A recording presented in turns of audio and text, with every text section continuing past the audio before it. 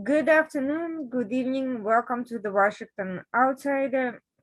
With you today is a special guest, Karis Witty, who is the founder of Signal, which focuses on Israel and China relations, academic leadership.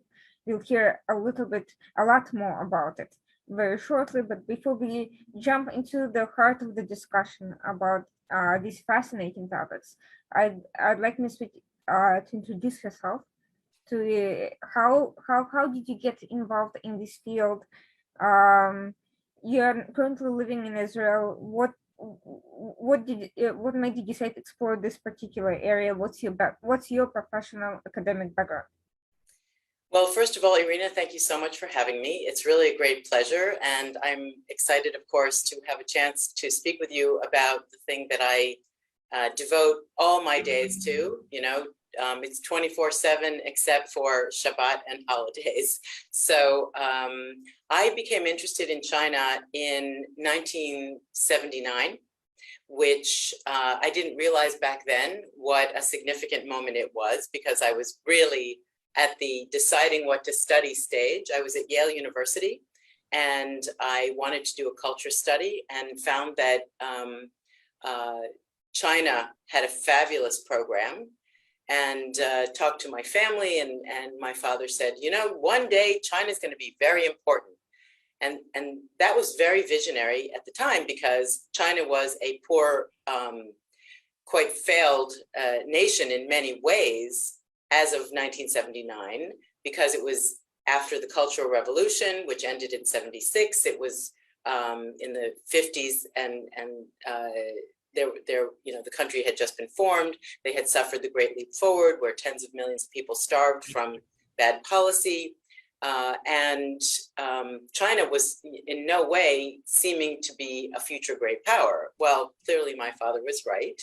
And but I became interested in studying China, and had the opportunity after university to go to China. It was the mid-1980s. It was China was all bicycles and Soviet-style buildings and small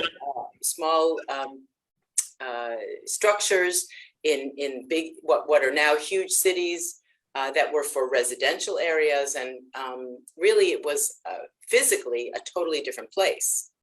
And I spent a lot of time there in the mid-80s until I discovered Israel and made Aliyah, and that was 1987. And Israel did not have official relations with China as of 1987. So I had nothing to do with my China background and just left it behind me and went on to do business. 25 years later, I had 5 children. I had been working in business. I was, worrying about my family and reading all the things that were going on in my area, in my region of Israel, and also lived through the First Intifada, the Second Intifada, the Gulf War, the Second Lebanon War, many different operations, and was feeling very frustrated about how Israel was continuously criticized by the world in spite of the fact that we put out so much effort to really deal with our own security while minimizing the damage on the other side. And I felt that it was a kind of delegitimization that needed to be addressed from a new angle. And I began to look at what was going on in 2009, and I was very surprised to find out that no one was dealing with China. And we just come out of the subprime crisis. Israel and China both came out of it relatively well, and neither of us were really doing much with each other. So I started to look into it because, China was my background, and China was something that came to my mind as an opportunity for Israel. And as I started to research it, I learned about the Falcon crisis, when Israel had sold an AWACS military defense equipment to China in the 1990s, and the United States blocked the sale. in 2000, and it had to be canceled. And that caused a crisis between Israel and China, and also a lot of difficulty between the US and Israel, and all defense and military intelligence cooperation between Israel and China over the next few years came to an end. There was another incident with a Harpy drone, kind of something similar, where the United States said, that you can't provide that technology to China after it had already been sold and it was being returned for repair. So by 2004, 2005, there were no relations, no active relations between China and Israel. It was really based on China's interest in military and in defense and intelligence, and Israel could no longer supply that, and neither side saw much other reason for being connected. Although Israel did provide water technology to China over the years and over those difficult years as well, and some agricultural technology. So generally that was the picture. And when I started researching and looking into what's happening between China and Israel, I learned that there were no courses about Israel in China. Nobody was learning about Israel except through the media. The media was presenting Israel, as it does in many places, or at least this is back in 2009-10, as a sort of conflict zone. And I felt that Israel was very misunderstood as a result in China. And that as I was, looking at what was happening with China, their economy was growing.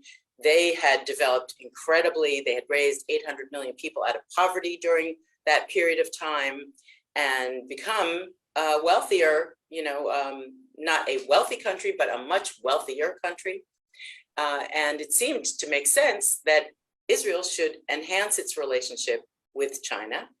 And so I was looking at how I could make an impactful contribution to the helping to neutralize the delegitimization of Israel. And I thought that if we could, this organization that grew out of it, but I at the beginning alone could come up with a way to leapfrog Israel's relationship with China and strengthen our understanding and even more China's understanding of Israel and the Middle East, then it would be good for all parties. Because my studies of China told me that China is interested in stability. Generally, China, the culture of China, the approach of China is that it wants stability. And of course, it would want stability in the Middle East because a lot of its energy was coming from the Middle East at that time. And still a good portion of its energy is coming from the Middle East. So stability is valuable. And if China is going to become more and more involved in our region, then it would need to know what's happening on the ground.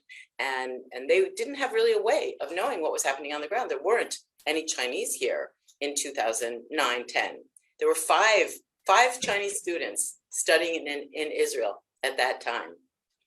So with my understanding of China and the importance of academia and the general importance of student exchange, I was looking at how every country in the world had been sending students to China since 1949, more or less. And the Chinese students, it was different over different periods, but many Chinese had gone to study abroad, certainly during the reform and opening up period, which started in 1979, and over the next 30 years, they were traveling abroad to study, traveling to the US, traveling to the UK, Australia, not to Israel.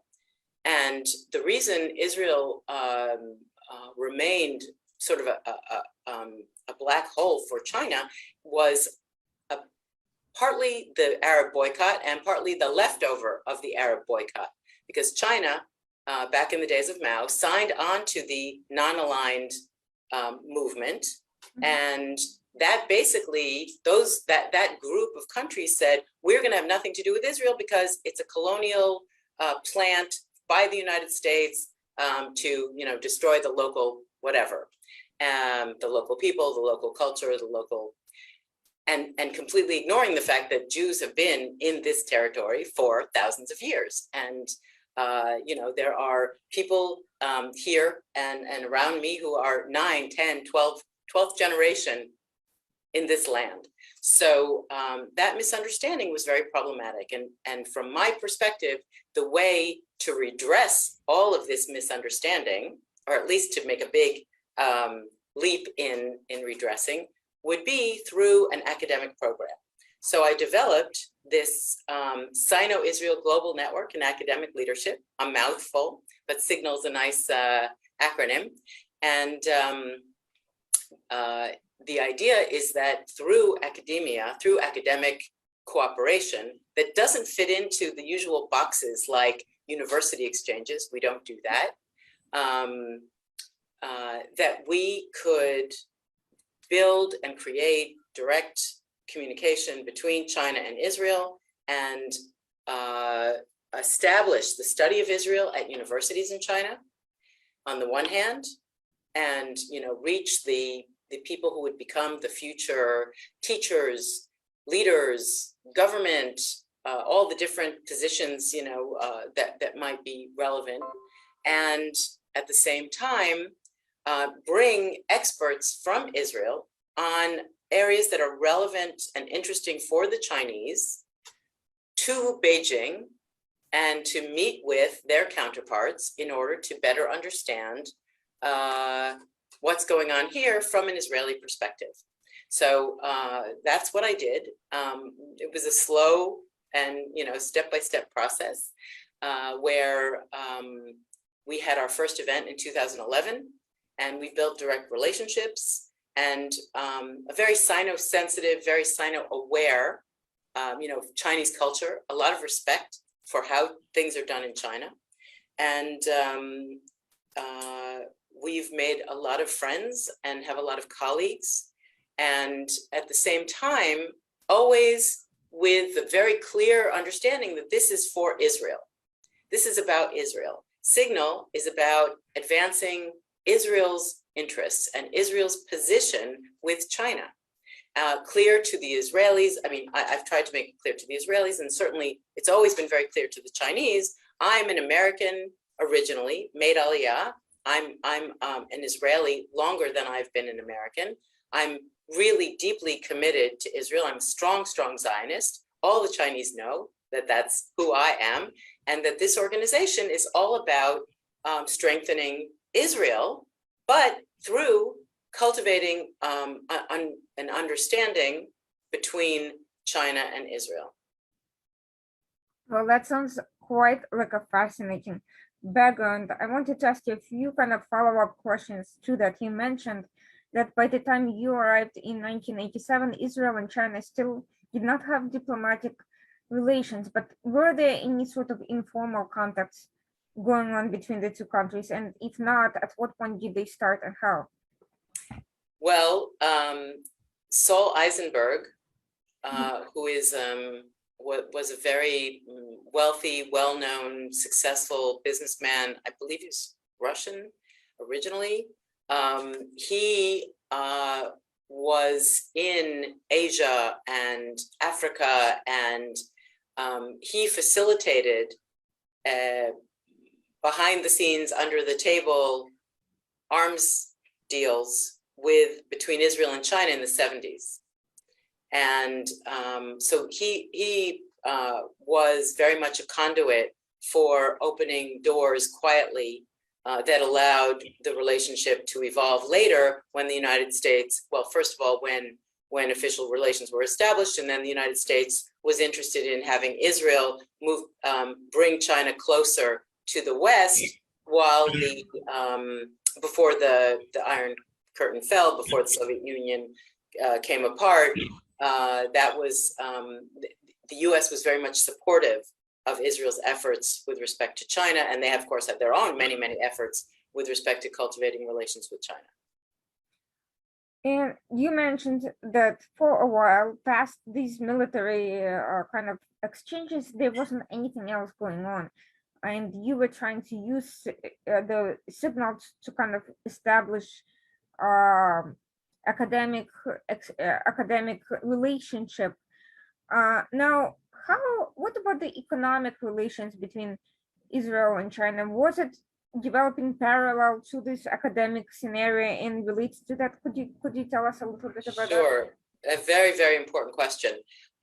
When I was in China in 2010 researching this organization, it was announced publicly that China had become the second largest economy. That was a monumental moment for China because it's very important that your listeners know China suffered what they call 100 years of humiliation at their own responsibility, but it was greatly caused by Western powers that were very successful in the Opium Wars starting in the 1850s and establishing the control over the customs houses in China.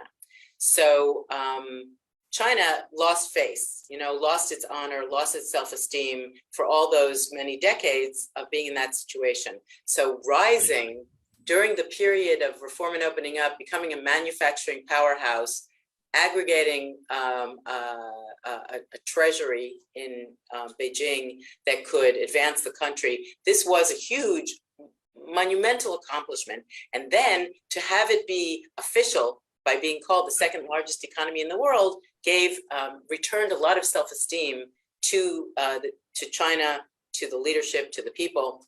And at that same time, that same summer, it was a very picturesque story, although not a happy one.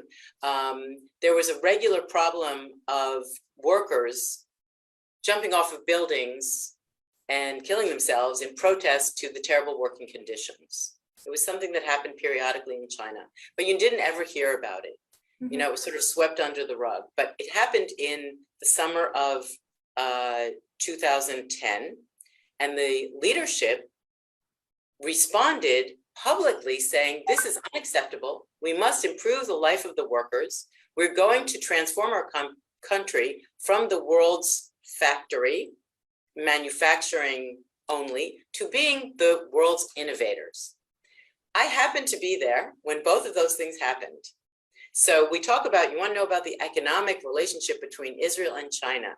On the one hand, you had China gaining confidence where it would less need to follow the ways of the non-aligned movement and have nothing to do with Israel, that it would be able to stand up for its own interests and say, we have an interest in Israel because we want to become innovators. At least this was my assessment, that back then in 2010, I observed this taking place, and I said, definitely, China's not going to get everything it needs to advance its interest in becoming innovators from the United States. Eventually, it's going to come to Israel. And so that was one of the big pushes that made me realize that I was on the right track with Signal, even though we weren't going to be doing business. But I knew that the business was going to become, was going to grow. And in fact, this is what we saw happen. We actually, Signal visited the Central Party School in 2011 during our first official visit to China. The Central Party School is the place where the next president of China was the president of the school. So it turned out that Xi Jinping had been the president of the school when we were invited there, although I didn't know it at the time. And that led to having many doors open. And when we came back to Israel, we reported to the Ministry of Foreign Affairs, who we started to get to know and develop a relationship. When I say we, I'm talking, we were two women at the time, and letting them know who we met in a very informal way, because we had no official connection. We've never had an official connection with the government. We don't get any funding from the government, from any government, anywhere.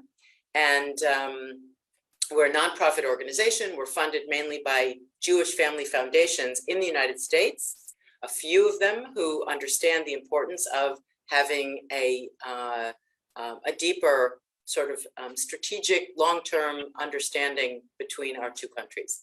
So we told them we went to the Central Party School, and they said, oh, could you please introduce us? So we made the introduction between the Central Party School and the Ministry of Foreign Affairs. And it turned out that China had actually been interested in cultivating relations with Israel even before 2010, but they didn't quite know how to make it happen. And Signal, me, just happened to walk in the door at just the right time with just the right thing. And we brought the Central Party School to Israel in 2012 and took them on a kind of road trip all around the country, meeting with think tanks, meeting with research centers, meeting with some companies, meeting, going to a kibbutz, meeting with the government. And they wrote up their report, went back, and you could say, like magic, but of course it was just very organized policy management. By 2013, China had redone some of its financial rules to allow private equity and venture capital funding to come to Israel. And by 2013, Prime Minister Netanyahu had his official visit to China. He spoke at the Central Party School, and which I say thanks to Signal, although I don't know that he would agree with me, with very much the understanding that innovation and technology of Israel was going to be of interest to China, and in fact, it absolutely was. And the trade between our countries began to, take a sharp trajectory up with imports to Israel from China growing exponentially, and also exports. But I think it's important to note that exports were always much, much smaller than the imports. So it was a big achievement when 30% of our exports to China were facing, 66% of imports. And we also need to remember that of those exports, a very large portion of it is Intel Israel selling to Intel China. So it's not exactly a real export if you want to say it's advancing Israeli industry. Not that some companies have not done well, they have, but the big money has not, it's small. These are small, $2 million here and $10 million there. We're not talking about major things that are going to change the graph on import-export.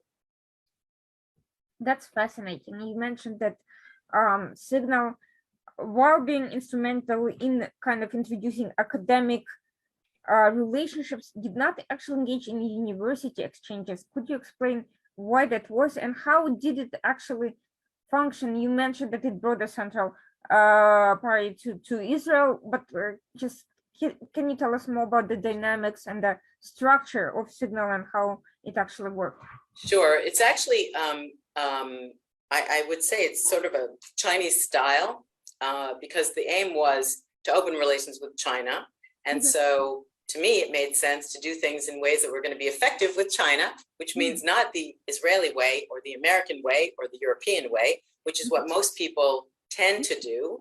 I tried to do it in a more Chinese way because that would be something they'd be interested in. So when we talk about academia, not student exchange, first of all, we have to remember that I was on a tiny budget. So I had to come up with a way that would be very effective without costing a lot.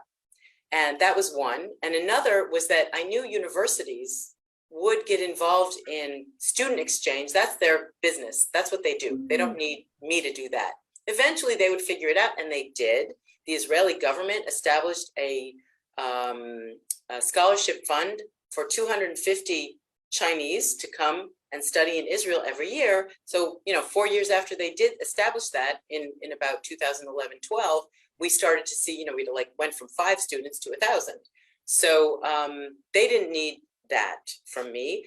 My way of dealing with it, of trying to increase the academic understanding, was to teach the teachers. For me, it was much more cost effective. But not only that, I think it's very important that the Chinese have an opportunity to learn about Israel in Chinese. from Chinese teachers who understand the Chinese mentality and the Chinese culture and the Chinese way. So we immediately established a fellowship to bring Chinese faculty from universities, like in the very first year, the very first idea, the very first like project in early 2011 was open an Israel Studies program within a university in China.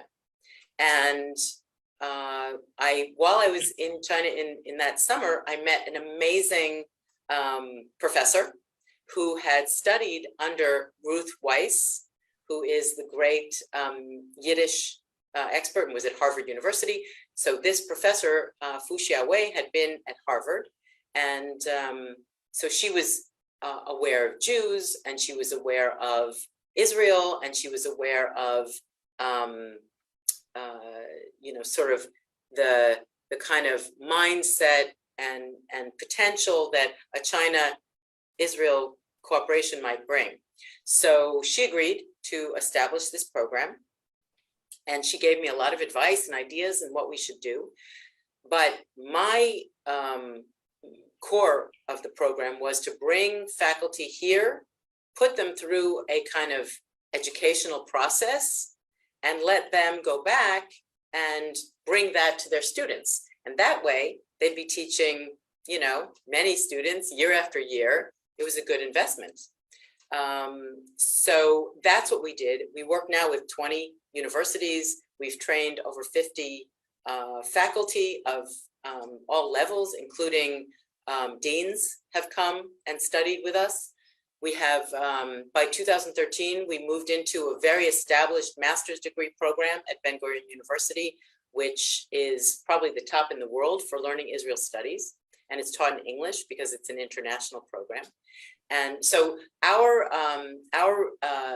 sort of vision is that Chinese have more opportunity to learn about Israel through their own faculty, and the universities have enrichment and added value to their teaching program.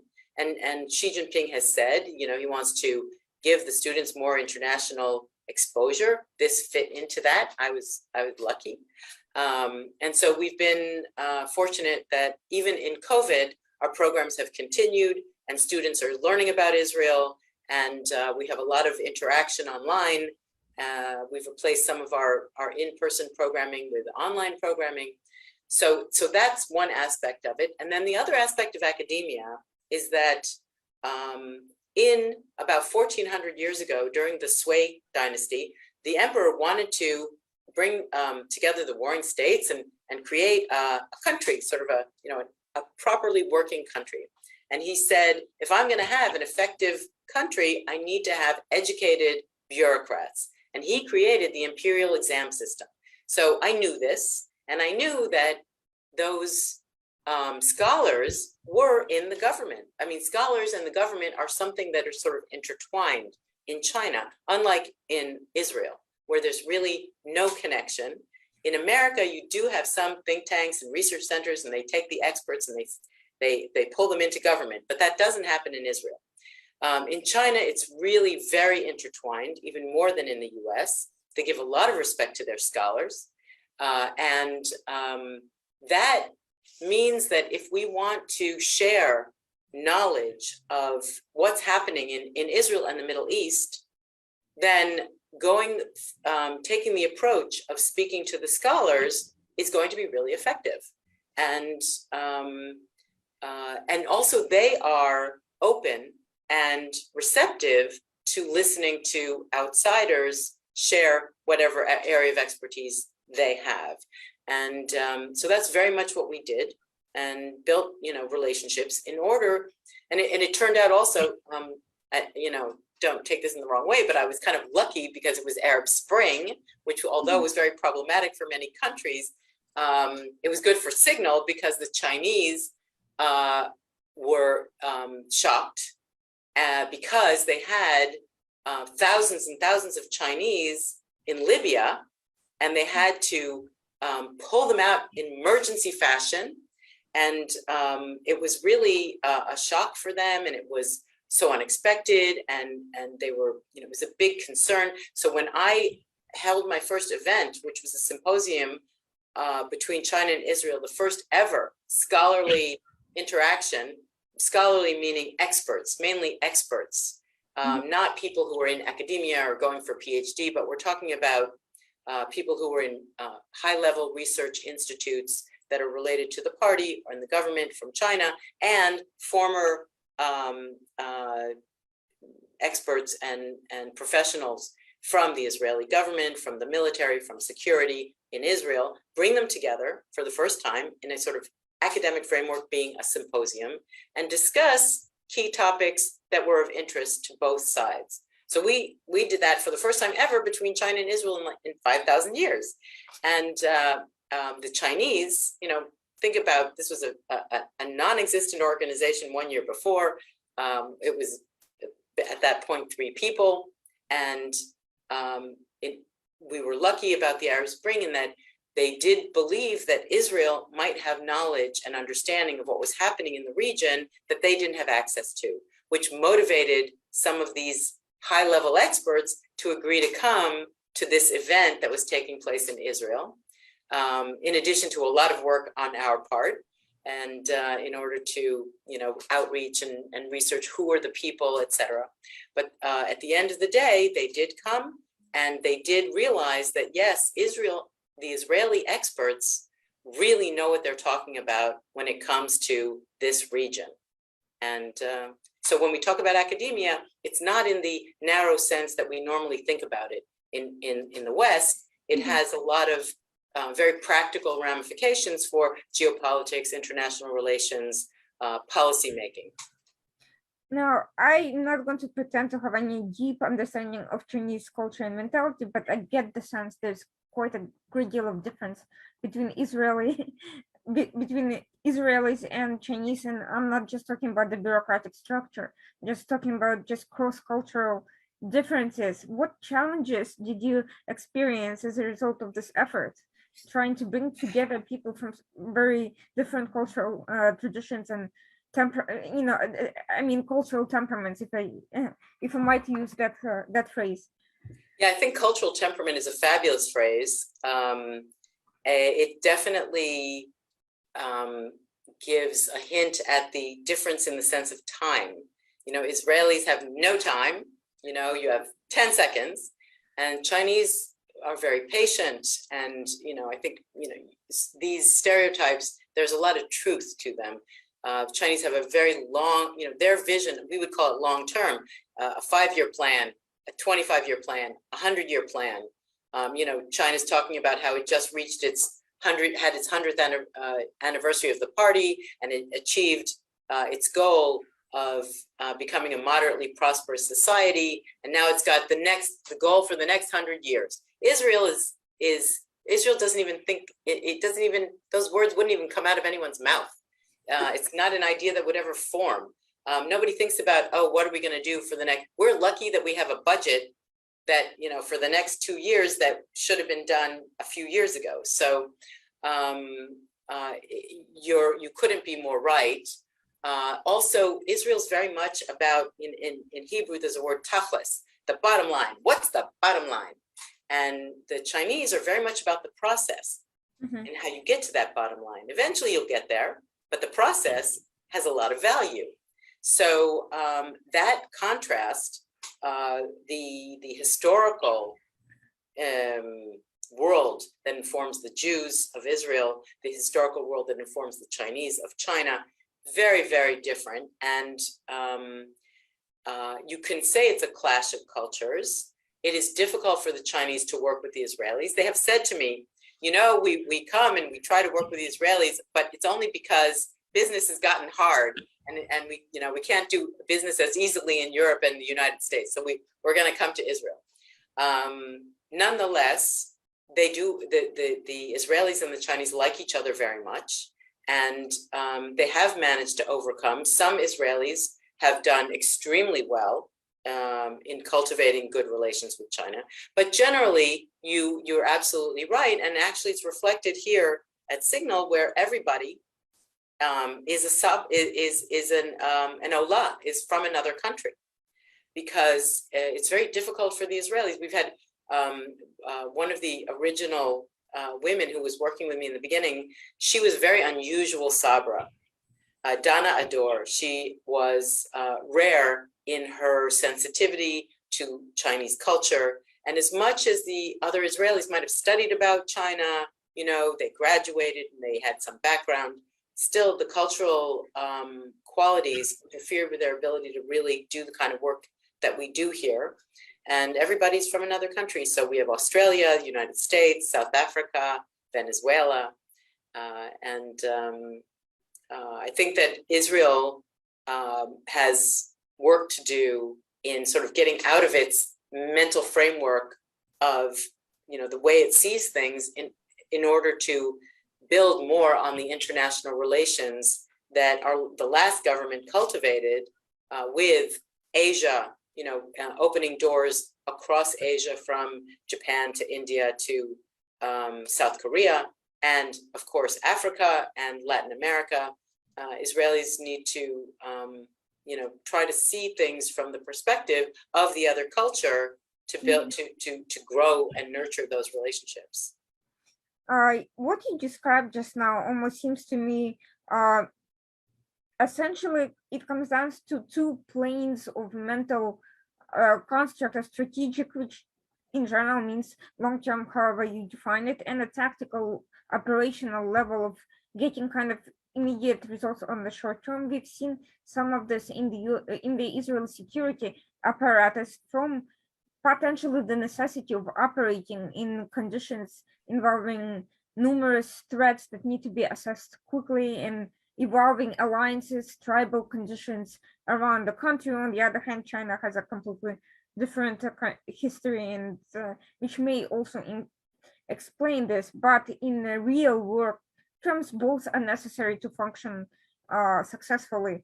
How do you see that combined approach emerging, or do you think it's really not very likely to kind of come to pass in the near future? Do you mean with respect to China and Israel, or within Israel, within China? Yeah, a little bit of both, I guess. Having kind of developing a long-term plan, but at the same time learning to kind of maximize the advantage in short-term agreements, projects, and things that don't necessarily have to take forever to develop. Well, I think that the Chinese are better positioned to adapt to the Israeli ways or systems than the Israelis are to the Chinese. First of all, you can't get away from size. Size matters, scale matters. China is it's hard to grasp. You can't, to say China, you're talking about 1.4 billion people. We're talking about where every province you have over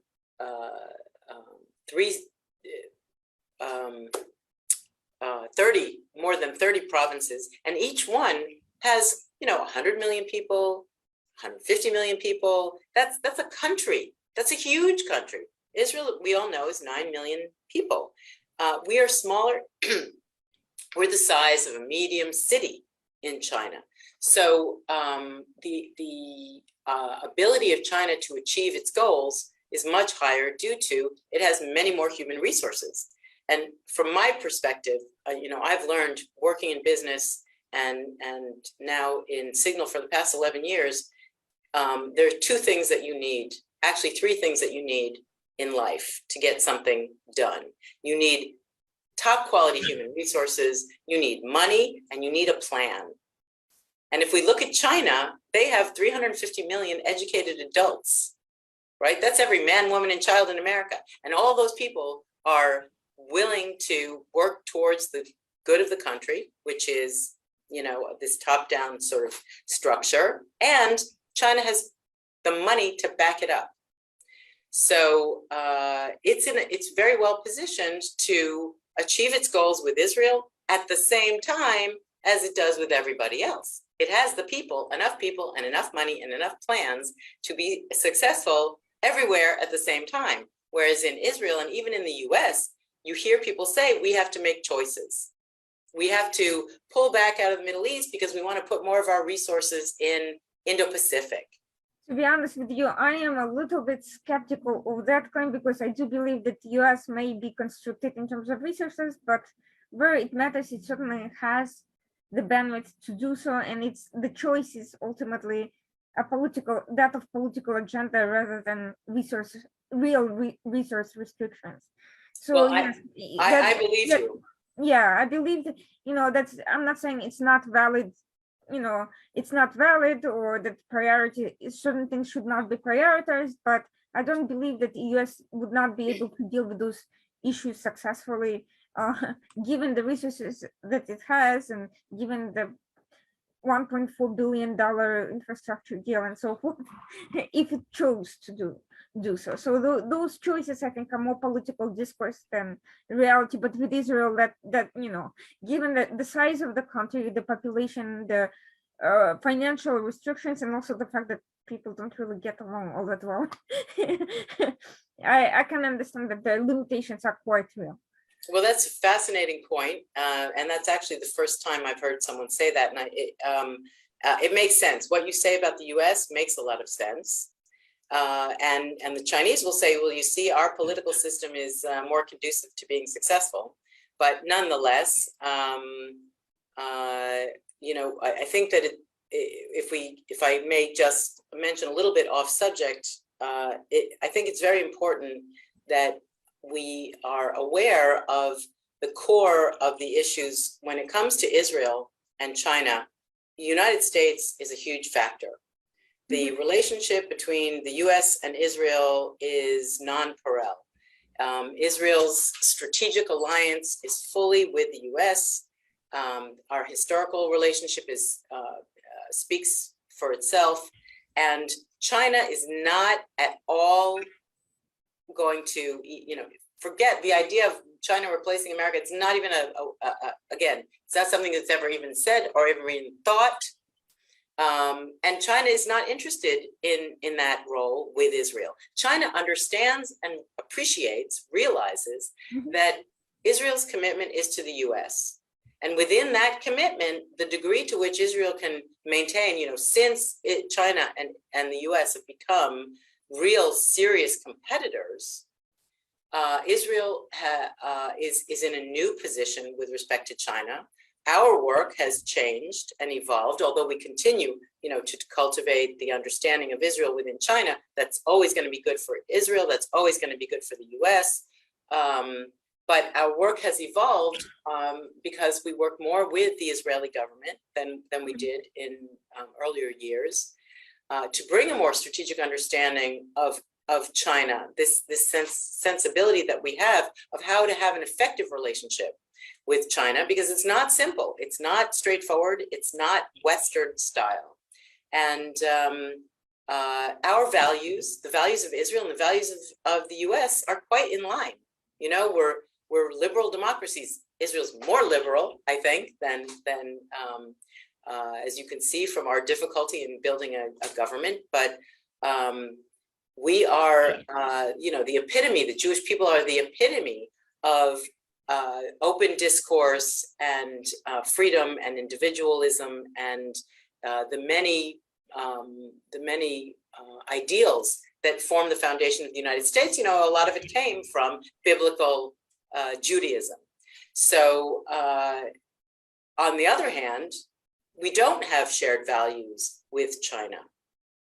They have a very different approach. And at the end of the day, we have an interest, we in Israel and all democracies, which we've heard about more and more in the news, be it, the Five Eyes countries of Australia, Canada, US, UK, or any of the democracies of Europe, Japan, India. All of these countries are interested in maintaining the global governance that exists now, the rules-based system, and anything that would cause a change in that to move towards being more welcoming to an authoritarian style of leadership, I don't think would be very welcome by all of these other countries, the ones that I just mentioned. So it's important that China understand that we, Israel, this is how we want to live, and we have an alignment with the United States in this and with other countries, and we need to stand up for what's important to us and to pursue the future for our children that we think is the best. And but that doesn't mean drop an iron curtain or enter into a Cold War. It means capitalize on your communication opportunities to send those messages and to convey your point, and also to listen. But at the end of the day, you have to stand your ground respectfully, if possible, because we want to live with the value system that we have come to really appreciate in the US and Israel. Now, given what you just said, I'm curious to ask about two major economic issues between China and the region, as well as specifically Israel, that have, in addition to direct economic, also social and political repercussion. One is the issue of energy, and the other issue is the so-called surveillance technologies, but I am not talking about them in the narrow intelligence government-to-government context of, exactly what you might think about that. I'm talking about wider social structure. Now, in terms of energy, China has recently concluded major deals with Iran, and it also has various types of economic projects with Saudi Arabia, growing presence in other Gulf states. Now, I'm curious, has there been any interest on China's part in the East Med projects that Israel is taking part of? So I'll start with that. That is such a great question. We have raised the East Med relations with China for the past number of years, like soon after they started, because we wanted the Chinese to understand that Israel has cultivated very good, warm relations in that direction. And that we, not only that, Egypt is involved, the Palestinians are involved, Cyprus, and it's a whole new area of cooperation that can bring a lot of fruit. And we have found the Chinese to be not particularly interested, although I do believe that there are some scholars who are following what's happening, who are researching this area. I don't know the degree to which it's becoming something at all of importance, but it is something that the Chinese are following. And I would say that, probably the same with the Abraham Accords, where you have Israel developing very warm relations with the Gulf. This was not very welcome by China. China has a certain viewpoint on how the Middle East should look. Iran is often purported to be China's perception of at the heart of a security framework, which I think they see as the JCPOA, and that will lead to a stable Middle East that will be conducive to the kind of business that China likes to do. So when it comes to energy, first of all, China has continues to develop its very good relations with the Gulf, while it's developed very good relations with, or at least very strong relations with Iran. We know about the 25-year, $400 billion agreement that they came to. And that includes a special low price on energy for the next 25 years. And at the same time, China's working really hard to turn green. Green energy is very important. So for the time being, China's dependent on the Middle East for energy, and it will be so in the foreseeable future. Will China try to become involved in the Eastern Med relationship? perhaps because the United States has a strong role there, they have shied away from it. It's hard to say what will happen down the line, but I don't see that I have not seen that they've shown particular interest in becoming involved at all in the Eastern Med. So kind of two minor related questions before going to the technology kind of aspect of it. Do you believe that China's vision of how the Middle East should function can prove to be a challenge in the Abraham Accords? We've seen in particular China's kind of driving a lot of the, a military kind of base in UAE, which the US has tried to block with so far not very good results, as well as kind of the entry into Saudi Arabia, which, again, some people have criticized. Do you think that China can actually be an obstacle in Israel's pursuit of those relationships? And related to that, or do you think it's possible that China's approach can change, given that in the past, a lot of Chinese diplomats have been Arabists who've been raised and trained in the Arab world, but now there's an opening for them to kind of gain more of an Israeli perspective? So this is getting into much more subtle issues. And let me say this. Israel could be, life could be more complicated for Israel depending on how China continues its process. Because of course in Syria, Israel has had to carry out many operations in order to maintain our safety and security. And that required having very good communication with Putin and a lot of understanding.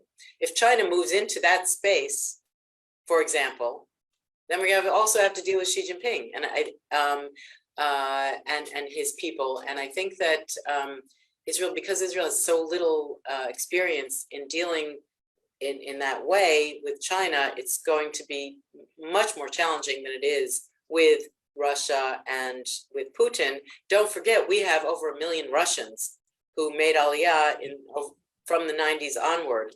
And that's, given a lot of sort of cultural sensibility of Russia to our country. And we have Russians in the government, all over the government, right? So it's a whole different cup of tea. It will definitely complicate Israel's life if China becomes more and more embedded, not even militarily, just even if they become very significantly present in certain countries. And at the same time, I do think it's important to note that China recognizes and says Israel is a regional superpower. Mm-hmm. You can't really do, I've had the Chinese say to me, you can't do certain things in the Middle East unless you're dealing with Israel, unless you're communicating with Israel. I'm not going to even guess what the Chinese had in mind when they said that, but it was interesting to note that they recognize the importance of Israel. I think that the ambassador who was appointed to serve here, Ambassador Tsai Run, he's very well respected in China, and he was a political appointee of Xi Jinping. So I think that reflects the importance of Israel. We have the China-Israel Innovation Partnership, which provides a framework for cooperation in areas that are good for both sides, and that provides a G-to-G communication framework as well. So I do think that while China's growing presence would complicate things, at the same time, because China does recognize Israel's importance to the region, it's if I had to say on a scale of 1 to 10, how bad would the situation be, or how problematic would it be? I'd say it's probably a 6, with 10 is good. Mm-hmm. So there are definitely challenges, but it's too early to tell which way it will ultimately go. And about the diplomats, do you think it can make a difference to have kind of more of a Israeli perspective on the Chinese approach, or do you think it's really not going to make much of a difference because? I didn't that the Israeli diplomats understand No, more, or that the Chinese? Chinese, Ah. because my understanding is that Chinese diplomats in the Middle East have been very, very Arabist in the past. They've trained and grown up in the Arab world, but now there is this opening with Israel. Do you think they can contribute to a shift in thinking, or do you think that's probably not going to happen? I first have to tell you, your background knowledge is really impressive. Yes, you're absolutely right. One of the problems Israel had, I spoke about the media, but the other factor that was a problem for Israel back then when I started Signal was that all the Arabists all the ambassadors who've been stationed all over these countries that would speak against Israel would come home to Beijing, and that's who would explain to them about Israel and the region. In addition to, of course, the ambassadors from all those countries who were there, and there was no Israeli ambassador. So first, let me say this. There has been a transformation in understanding of Israel over the last decade. Relations between Israel and China have expanded into tourism, people to people, student exchange, Signal's academic work in the way that we work. Some other think tanks in Israel started to have some researchers who focus on China. China has many researchers focusing on Israel. Business has taken place with, we had a flight every day before Corona. There were flights every single day going between Israel and China, and they were all full, and more flights were being established. So there's a good base for interaction and communication, which is extremely healthy.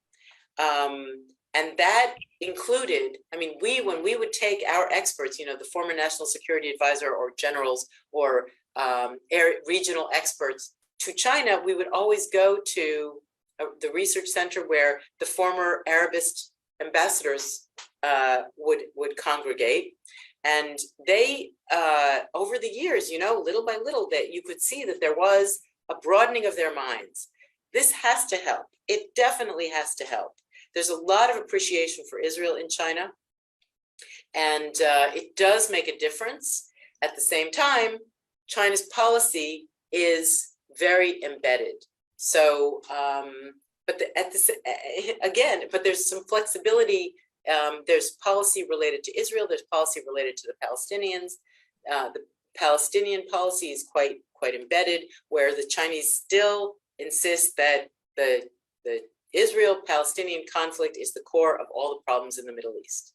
It's very hard to understand how one could say that, given the history we've seen over the last decade. Syria, Yemen, Libya, anywhere you look. However, Sunni Shia conflict, nonetheless, that remains the policy. At the same time, there are many other policies that are related to Israel that indicate a much better understanding of the country. And we have seen scholars in the idea of, the Arabists, or the scholar government people, the scholar diplomats, all of these people who we would refer to as scholars because we meet them on that level. But these are all people who are involved in policy in some level, and their understanding of Israel and their opening to Israel has definitely improved over the last decade. Mm-hmm. Well, that definitely gives a lot of food for thought. How identifying the factors that contribute to that embedded policy, where specifically academically or otherwise the officials are trained to think in that way, and how that source of information could be addressed, maybe even before it gets to the government level. Maybe it can be tackled at a different kind of academic level. But now I kind of want to ask you about, it's a little bit controversial, but I'm also curious because it's becoming such a major social phenomenon all over the world, not just in Israel or the United States, or, the Middle East.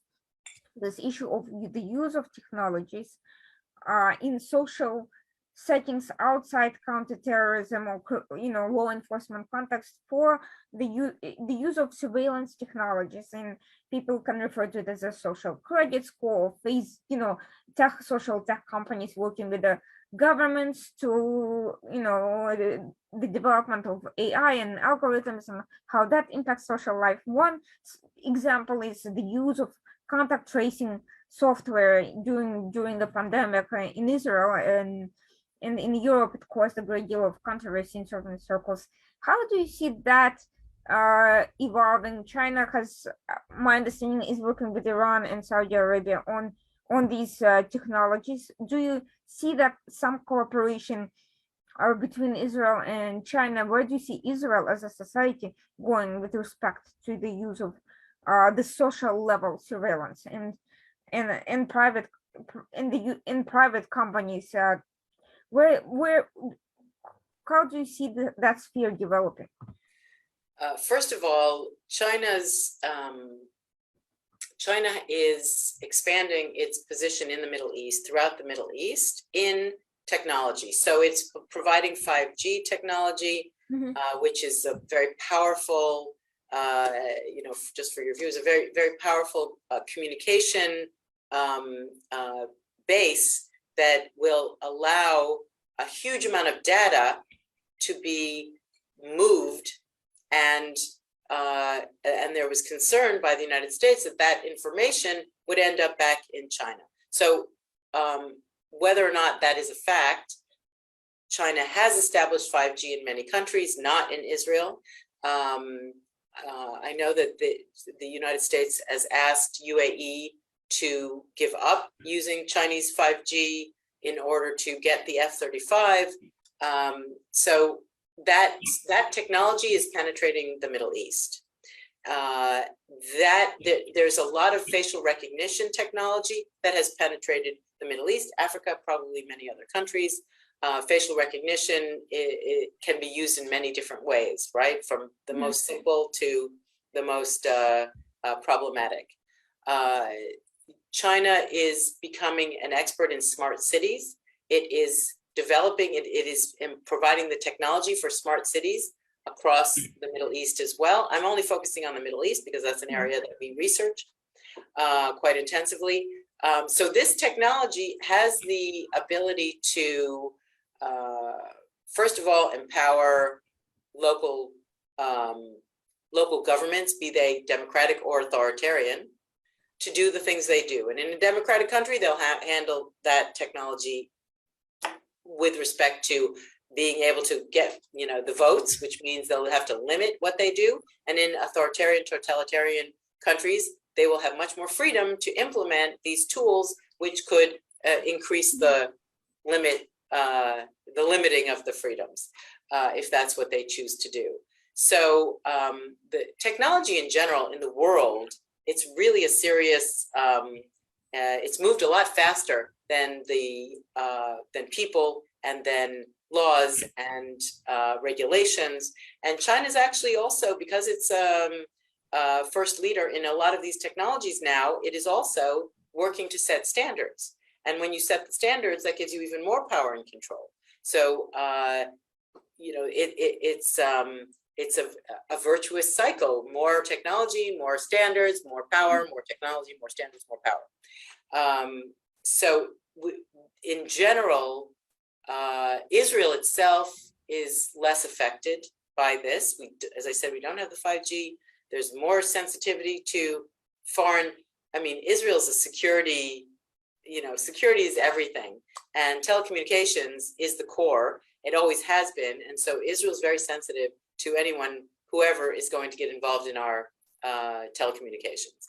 By the way, China does not allow any foreign company to get involved in its telecommunications. So, we don't want to create asymmetries. We don't want to see China necessarily creating asymmetries.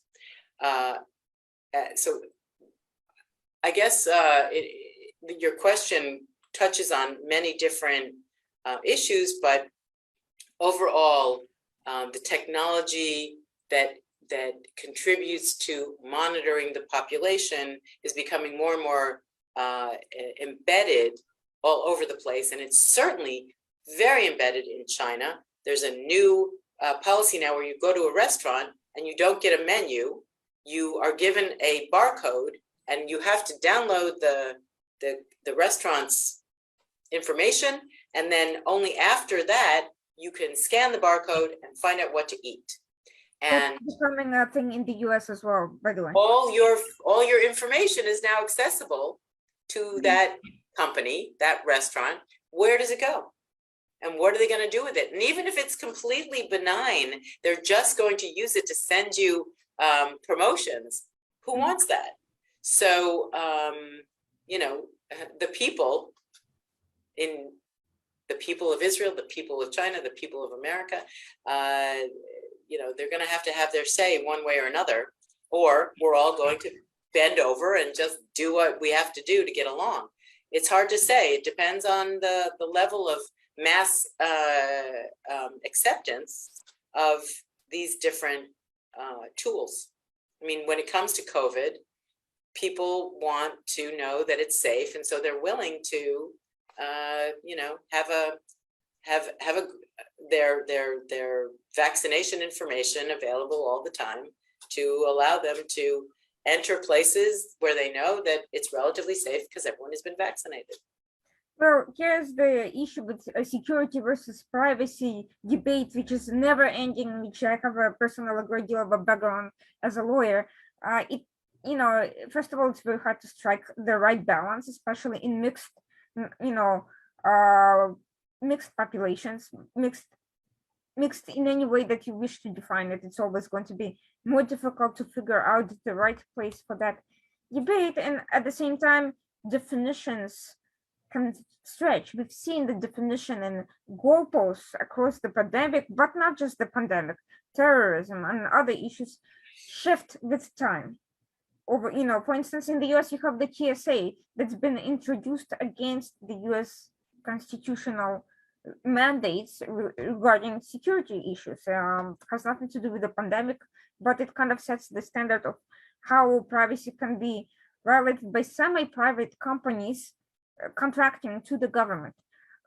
With the pandemic, okay, you had the 2 weeks and you had the vaccine cards, but then you also have the redefinition. Now you have additional requirements. You have booster requirements. You have the never-ending shifting discussion over where and how and what type of masks can be mandated at what time, variants of a virus that's going to be evolving, and so on and so forth. And none of it has been clearly stated by any government. There's been no red lines on anything. So these kinds of debates, where they are based in real foundations, in normal concerns, and in basic security and public health concerns, they can become kind of in themselves entire spheres of research and debate, because people are numerous, situations evolve, and governments have also, and private entities have their own agendas that evolve along with the situation. So I think it's going to be very interesting to watch. How accepting will the Israeli society be of this attempt to regulate their behavior, and until when? When is the time when people just stop complying and you can't arrest or fine the whole country, because then there'll be no one left to govern? So this is going to be an interesting question, because in China, this is not just about one thing or one particular issue. It's not just about the pandemic or terrorism or whatever. It's this whole system of social credit scores that's becoming, actually in the US, becoming kind of obvious with airlines and bad behavior in airlines, and private airlines now sharing data on what people who were accused of violating guidelines and being prevented as a block of airlines from being able to fly. Doesn't necessarily have to do anything with the pandemic necessarily. It could be just bad behavior, someone getting drunk or whatever. The question is, will Israel kind of follow this trend? Will Europe follow this trend? And will it end with this type of system where the government basically can work with private entities to establish codes of behavior that become more and more regulated as time goes on? And that remains to be seen, of course. But that's why, for me, it's not just about the specific type of technology, but this whole mindset and this system that's proven to be effective, from a government standpoint, but in terms of people, how accepting are they going to be, in your opinion, in Israel? We've seen a great deal of acceptance on the COVID mandates from certain segments of populations, and some of them not what one might actually expect necessarily, and a great deal of, it's been kind of unpredictable actually. So I'm curious, do you think this kind of mindset is going to become more prominent, prevalent, or less? Or do you expect to see more pushback against this kind of mentality of regulating behavior and social good, and kind of more of a collectivist social good mentality that's behind all of these debates ultimately? Well, if we look at the Israeli character and Israeli nature, and if I can bring in, the Chinese character and nature, we're talking about the opposite ends of the spectrum, where the Israelis tend to not want to accept anything, but they do if they have to. And they do if they see that it is in their interest. So as you said, many people have been very cooperative about getting vaccinated, want to get vaccinated. I mean, I am not a vaccination, I don't ever get flu shots, and I don't ever do what everybody does, but this made sense, getting this shot made sense. And to me, and I think, and obviously to many other people in Israel. In China, 1.1 billion people have been vaccinated fully, 2 vaccinations, 1.1 billion people. First of all, it's a huge achievement. And secondly, when I shared that information with some Europeans, they said, well, they have to. Well, that's not the point. The point is that it's a massive job, and it's, at least the point I was making at the time was that they were able to carry out a very successful process that allowed them generally to open up, although they have a no tolerance policy. So as soon as you have 10 cases, the whole city will shut down until they can vaccinate everyone and isolate everyone and stop it from spreading. But I know that when it comes to the example you gave of social credit, many Chinese welcome it because there was no recourse to dealing with problematic people. You would ride on there's a lot of difficulty when you have bullies. There's not enough police, or there's not enough protection. And in even small ways, they talked about how, you'd be sitting on the train and someone would come and just say, a guy, big, strong, whatever, pulls you out of your chair. I want to sit there on the train. You're just stuck. You have nothing you can do. You have to stand or find another seat, or they spit, or they do all kinds of things that interfere with your private space and make your life less comfortable. And now social credit, the social credit system, they get all these demerits for this. And little by little, there has been an improvement in people's behavior, those problematic people. And so they see this as a benefit to society. Now, how far would Israelis be willing to go with such a thing? I mean, my guess is, like very, very, not very far. Even if they had the benefit of, dealing with those annoying people who block you in the middle of the street because they want to talk to their friend, 2 cars going this way. Oh, I know you. Let's stop and talk and block all the traffic, and everybody has to sit and wait. And if you ask them to stop, you beep, they yell at you. What are you interrupting my conversation for? So, I don't think that all the people in line would want social credit in order to make sure that those guys didn't do such a thing. The Israeli mentality is much more like Americans in that way, even more so. So, just looking, because this is not my area of expertise, I don't know. I'm not a social scientist and I haven't studied this, but I would say that all indications are Israel will understand that it has to do certain things. Like, when we have a red alert, everybody knows what to do. Everybody does it. Oh, I'm not going to do that. So, run to a shelter. So safety and security are things that Israelis are very tuned into. Control, being controlled and being limited, not much less willing. So it depends, I would say in Israel, it depends on what area this technology is going to impact and what happens as a result. We're quite a litigious society. Every other guy is a lawyer. Everybody's going to argue. Everybody's going to complain. So it depends again, I think that adapting these kinds of technologies is going to be a case-by-case situation on how it's used and what it means for the people. To end on a positive note, you mentioned earlier the innovation breakthroughs between China and Israel, kind of technology innovations and AI and so forth. What could you tell us a little bit about some of these projects and what direction that's taking? Because there's always something new, and a lot of it is not being reported widely. Well, the technology cooperation between Israel and China has, there is a cooperation on nanotechnology. Mm-hmm. And there are some companies that are selling AI. If we're going to talk about, super advanced developments between China and Israel, there's nothing that has been really major that has led to, big news. But when we talk about innovation, I think the innovation partnership between the two countries, we're not necessarily talking about that we bring, the brilliance of the two peoples together and we end up with new solutions, although that would be great. There was quite an interest in that in the first, the first half of the decade of building relations. It slowed down in 2016-17 because the Israelis wanted to sell more things, and that didn't work out so well. So there was less interest in cooperation. But now we see, due to, again, the competition between US and China, we're seeing, for example, healthcare.